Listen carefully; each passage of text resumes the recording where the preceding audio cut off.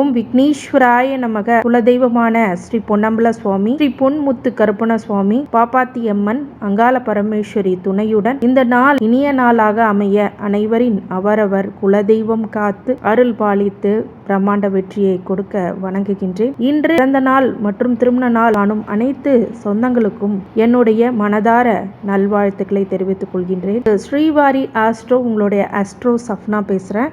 வக்ர பயிற்சி. இந்த சனி வக்ர பயிற்சினா என்ன அப்படின்னா, இங்கிலீஷில் சாட்டர்ன் ரெட்ரோகிரேட் டிரான்சிட் அப்படின்னு சொல்லுவாங்க. அதாவது சனி பயிற்சி ஆகும்போது சில பேருக்கு 7.5 சனி, அஷ்டம சனி அப்படிங்கிறதெல்லாம் நம்ம கேள்விப்பட்டிருப்போம்.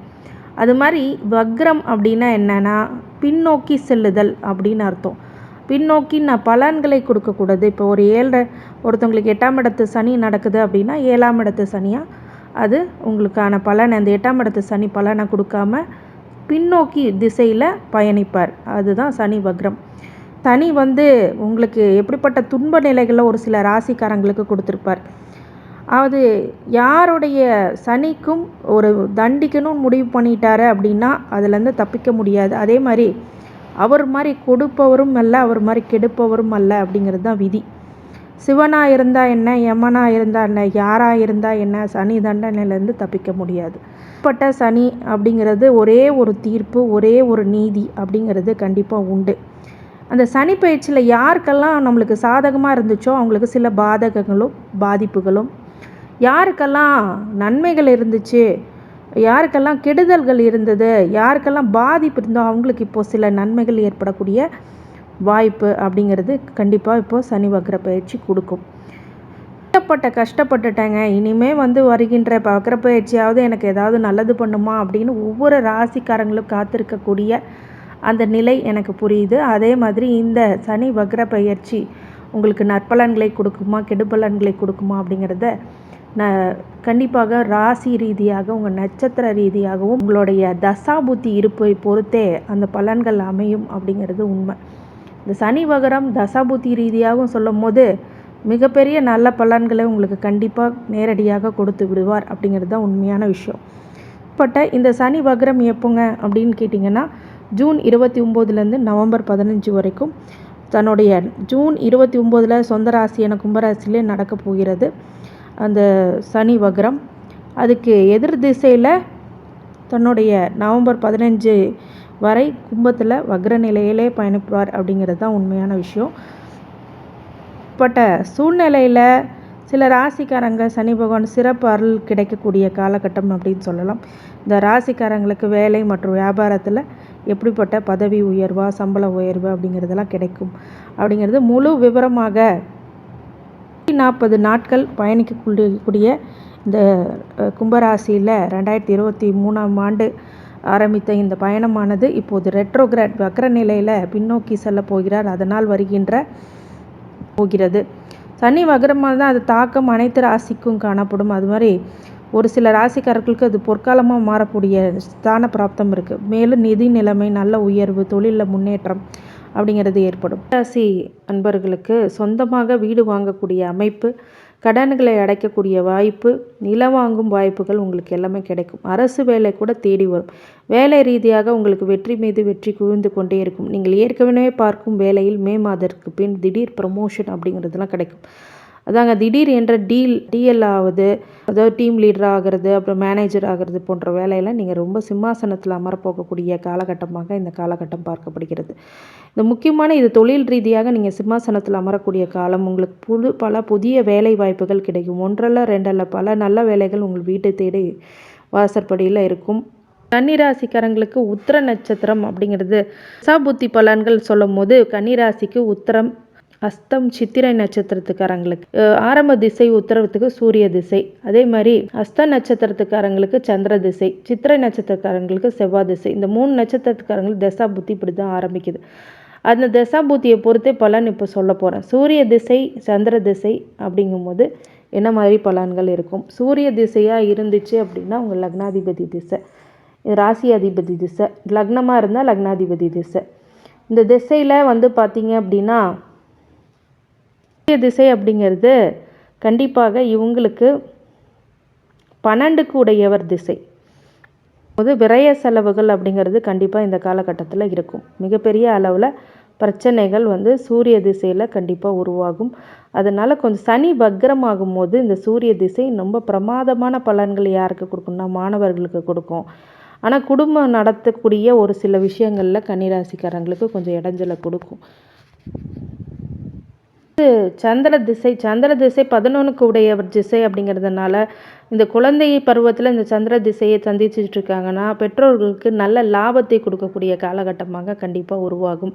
உங்களுக்கு மிகப்பெரிய பிரகாசமான வாய்ப்பு அப்படிங்கிறது பள்ளி மாணவர்களாக இருக்கும்போது கண்டிப்பாக உருவாகும். நல்லா படிப்பீங்க, நல்ல வேலைக்கு போகக்கூடிய விஷயங்களும் இந்த காலகட்டத்தில் சில பேர்த்துக்கு அமையும்.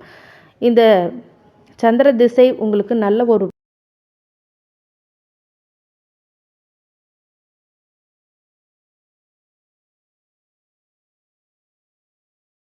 இல்லை பொருளாதார ரீதியான மிகப்பெரிய முன்னேற்றத்தை உங்களுக்கு கொடுக்கும். அடுத்தது செவ்வாய் திசை. செவ்வாய் அப்படின்னு சொல்லும் போது 3க்கும் 8க்கும் உடையவர் திசை அப்படிங்கிறதுனால உங்கள் முயற்சிகளை வெற்றிகள், உங்களுடைய மாற்று நண்பர்களால் ஒரு சில லாபங்கள் அப்படிங்கிறதெல்லாம் கண்டிப்பாக உருவாகும். 8க்குடையவர் திசைனால ஒரு சில தொந்தரவுகள், அவமானங்கள், பிரச்சனைகள் அப்படிங்கிறது கொடுக்கும். ஒரு சில பேருக்கு கல்வியில் தடை கூட ஏற்படக்கூடிய கால விஷயங்களுக்காக இந்த சனி வக்கரத்தில் இந்த செவ்வாய் திசையில் நடக்கக்கூடியதாகும். சில பேர் ஸ்போர்ட்ஸ் அந்த மாதிரி விஷயங்களில் நல்லா கான்சன்ட்ரேட் பண்ணி உயர்வாங்க. அடுத்தது ராகு திசை. இந்த ராகு திசை கன்னிராசிக்காரங்களுக்கு ஆகுமா அப்படின்னு கேட்டிங்கன்னா கண்டிப்பாக ராகு திசை ஒரு சில பேருக்கு நல்ல பலன்களாக கெட்ட பலன்களாக உங்கள் ஜாதகத்தை வச்சு தான் அனலைஸ் பண்ண முடியும். ஏன்னு கேட்டிங்கன்னா ராகு வந்து அதுக்குன்னு வீடு இல்லை. அது இருந்தாலும் இந்த உத்திர நட்சத்திரத்துக்காரங்களுக்கு ராகு வந்து ஒரு சில நன்மை பலன்களை சனி வக்கரத்தில் பிரம்மாண்ட வளர்ச்சியும் சில பேர்த்துக்கு கொடுப்பார். அவயோக திசையாக இருந்தால் மட்டும்தான் மாற்றி பலனை கொடுப்பார். ரொம்ப கஷ்டமான, அசிங்கப்படுத்தக்கூடிய, அவமானப்படுத்தக்கூடிய கடன் நெருக்கடி போன்ற விஷயங்கள் எல்லாம் கொடுத்து கஷ்டப்படுத்தும். அடுத்தது குரு திசை வந்து பார்த்திங்க அப்படின்னா உங்களுக்கு 4க்கும் 7க்கும் உடையவர் திசை. 4க்கும் 7க்கும் உடையவர் குரு அப்படிங்கிறதுனால நல்ல சொத்து சுக சேர்க்கை, நல்ல குடும்ப வாழ்க்கை, நல்ல மன நிம்மதியான வாழ்க்கை அப்படிங்கிறதெல்லாம் கொடுத்துரும். திருமண வாழ்க்கையும் கொடுத்துரும். சில பேருக்கு திருமணம் ஆகலைன்னா நல்ல கணவன் மனைவிக்கிட்ட அந்யோன்யம் அதெல்லாம் உங்களுக்கு கிடைக்கும். 4க்கு உடையவர் திசை அப்படிங்கிறதுனாலையும் மிகப்பெரிய அளவில் வளர்ச்சி ஏற்படக்கூடியதாக கண்டிப்பாக உருவாகும். அடுத்தது சனி திசை.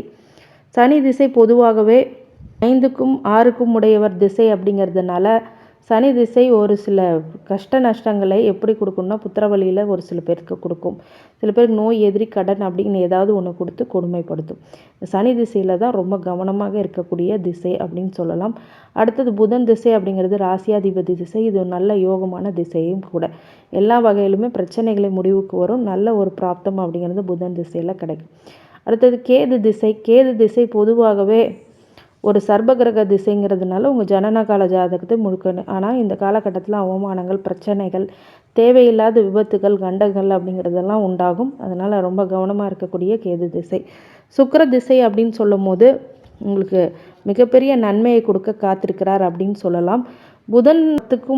புதன் திசையிலே நல்லது நடக்கும், நல்லதாட. ஆனால் கேது திசையில் தான் கொஞ்சம் கஷ்டப்படுத்தும். சுக்கிர திசையில் 2க்கும் 9க்கும் உடையவர் அப்படிங்கிறதுனால கண்டிப்பாக உங்களுக்கு தன குடும்ப வாக்கில் ரொம்ப நிம்மதி பிறக்கக்கூடியதாகவும் உங்கள் பூர்வ புண்ணிய வழியில் நிறைய குலதெய்வ வழிபாடு, குலதெய்வ விஷயங்களில் நல்ல அனுகிரகம் கிடைக்கக்கூடியதாகவும் மிகப்பெரிய வெற்றிகளை கொடுக்கும். உங்கள் பாவ புண்ணியத்துக்கு ஏற்ப நல்ல பலன்களை ஏற்படுத்துவார்.